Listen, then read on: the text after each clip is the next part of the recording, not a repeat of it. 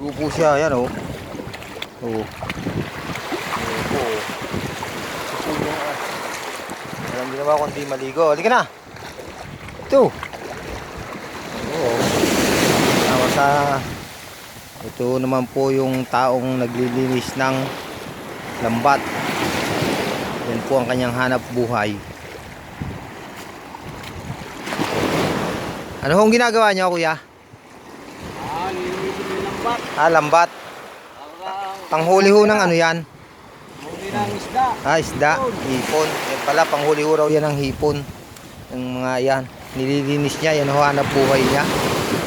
Simpleng hanap buhay para sa kanyang pamilya. Maglilinis pa ho ito. Tutong bangkang ito. Lilinisin niya.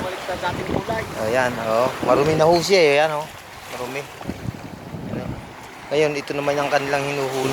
Panghuli ng hipon. Pambuhay niya sa pamilya niya. Yan po, ito naman ho yung aso ko na walang ginawa kundi maglangoy ng maglangoy. Ayan ho, naglangoy ng naglangoy. Ayan. Yan ho siya, hinahanap niya kung mayroong ding isda. Ito siya. Langoy ng langoy, yan ho. Ang ginawa ho kundi maglangoy yan.